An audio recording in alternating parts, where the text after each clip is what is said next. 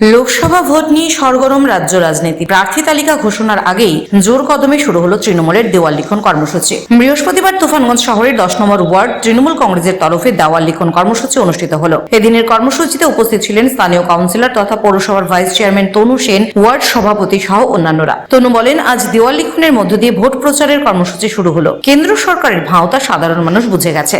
রাজ্য সরকারের বিভিন্ন উন্নয়নমূলক প্রকল্পের সুবিধা সাধারণ মানুষ পাচ্ছেন। এবার ভোটাররা আমাদের পাশেই থাকবে। আসন্ন লোকসভা নির্বাচনে তুফানগঞ্জ শহরের 10 নম্বর ওয়ার্ডে দেওয়াল লিখনের মধ্যে দিয়ে আজকে আমাদের প্রচার আমরা শুরু করলাম।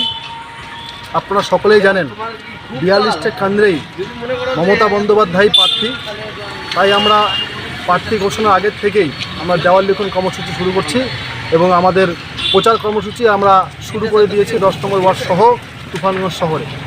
এবং আপনারা জানেন এই আলিপুরদুয়ার যে লোকসভা কেন্দ্রে যিনি প্রার্থী হয়েছেন, জয়নবালা প্রার্থী ছিলেন, তিনি 5 বছরে কোনো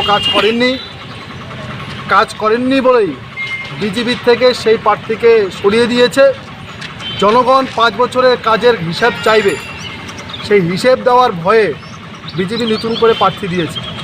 আমরা আশাবাদী এবার লোকসভা নির্বাচনে তুফানগঞ্জ সহ আলিপুরদুয়ার লোকসভা কেন্দ্রে তৃণমূল কংগ্রেসের মনোনীত প্রার্থী জয়লাভ করবে। মানুষ তৈরি রয়েছে। এই 5 বছরে কোনো উন্নয়ন হয়নি, বিজেপি কোনো উন্নয়ন করতে পারেনি। কুচবিহার এবং তুফানগঞ্জ আলিপুরদুয়ার লোকসভা কেন্দ্রে তারা উল্লেখযোগ্যভাবে কোনো কাজ করেনি। তাই মানুষ তৈরি রয়েছে। এই লোকসভা নির্বাচনে মানুষ তৃণমূল কংগ্রেসের জোড়াফুল চিহ্নে ভোট দিবেন, এই আশা আমরা রাখছি। তনু সেন, আমি তুফানগঞ্জ শহর তৃণমূল যুব কংগ্রেসের সভাপতি, 10 নম্বর ওয়ার্ডের কাউন্সিলর। আসন্ন লোকসভা নির্বাচনে তৃণমূল কংগ্রেস প্রার্থীকে জোড়া ফুল চিহ্নে।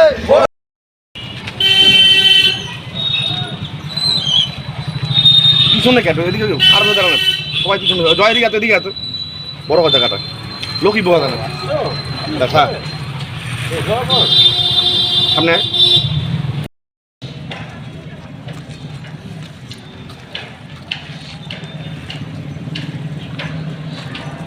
24 বার করেছে ঝামেলা।